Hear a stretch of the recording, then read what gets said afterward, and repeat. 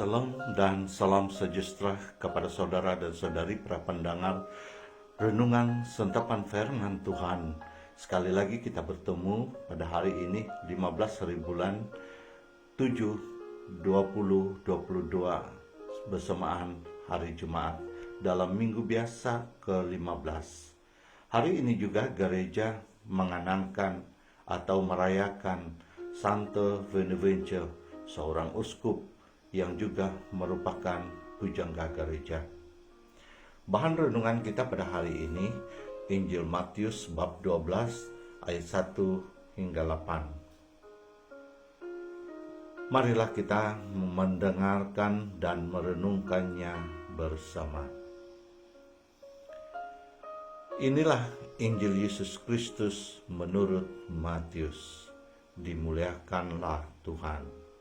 Pada satu hari Sabat, Yesus dan murid-muridnya berjalan di ladang gandum.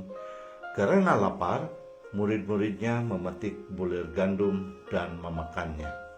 Melihat itu berkatalah orang-orang Farisi kepada Yesus, "Lihat, murid-muridmu berbuat sesuatu yang tidak diperbolehkan pada hari Sabat." Tetapi Yesus menjawab, "Tidakkah kalian baca apa yang dilakukan Daud ketika ia dan para pengikutnya lapar?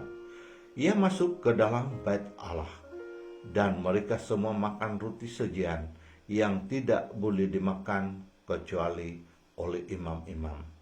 Atau tidakkah kalian baca di dalam kitab Taurat bahwa pada hari-hari Sabat imam-imam melanggar hukum Sabat di dalam bait Allah, namun tidak bersalah? Aku berkata kepadamu, di sini ada yang melebihi bait Allah. Seandainya kalian memahami maksud sabda ini, yang ku kehendaki ialah belas kasihan dan bukan persembahan. Tentu kalian tidak akan menghukum orang yang tidak bersalah, sebab Anak Manusia adalah Tuhan atas hari Sabat. Demikianlah sabda Tuhan. Terpujilah Kristus. Saudara dan saudari yang terkasih, mendengar dan merenungkan petikan hari ini, saya teringat dengan kisah seorang pemuda yang bekerja di sebuah serikat peladangan kelapa sawit. Oleh karena dia bekerja di dalam ladang sawit itu, dia disuruh oleh majikannya membawa kendaraan dan menghantar sepas sakit untuk pergi ke hospital. Kebetulan pada masa itu hampir gelap, hampir mau malam, dan keadaan jalan yang lecak di ladang sawit menyebabkan kendaraan itu kotor dan tidak bersih. Ketika menghampiri bandar, sebelum sampai di hospital, dia bertemu dengan sekatan jalan. Lalu datang seorang polis dan memeriksa keadaan kendaraan itu dan meminta IC dan driving license. Lalu dia mengeluarkan kertas saman dan dia mengatakan, "Kenapa kau punya plat numbu ini kotor dan tidak jelas kelihatan?" Dan ketika dia mula menulis kertas saman itu, datang seorang polis lagi dan dia mengatakan apa dia punya kesalahan. Lalu dia mengatakan, "Tuan, dia punya plat numbu kotor, berlumpur, tidak jelas." Lalu tidak apa, mari sini. Dia meminta kepada rekannya IC dan driving license si pemandu tersebut. Lalu dia menyerahkan IC dan driving license tersebut kepada si pemandu. Namun dia memberikan nasihat. Dia mengatakan, "Lain kali Anda harus mematuhi undang-undang jalan raya. Kita tahu kau bekerja di ladang, namun undang-undang harus dipatuhi. Bila kau keluar menggunakan lampu raya, kau pastikan setiap signal, lampu semua berjalan dengan baik, dalam keadaan baik, termasuklah belit lembu, kelihatan dengan baik. Sebelum kau masuk di dalam jalan raya besar, kau seharusnya bersihkan dulu tadi. Sepatutnya kau akan kena saman, tetapi hari ini adalah peringatan bagi kau, dan lain kali jangan ulangi lagi. Saudara dan saudari yang sayang terkasih, di dalam cerita tadi kita dapat merenungkan bahwa undang-undang itu adalah baik, yang boleh membentuk ataupun menjadikan platform bagi kehidupan seseorang ataupun di dalam masyarakat atau kehidupan manusia itu sendiri. Namun undang-undang juga adalah ada tempatnya di mana manusia itu sendiri mempunyai belas kasihan. Di dalam pembacaan yang kita dengar sebentar tadi, Yesus sendiri mengatakan, yang ku kehendaki adalah belas kasihan dan bukan persembahan. Dari hal ini kita dapat mengerti, di dalam kehidupan kita sebagai orang-orang yang mengimani Tuhan Yesus Kristus, adalah keutamaan adalah cinta kasih, bukan sekadar mematuhi hukum.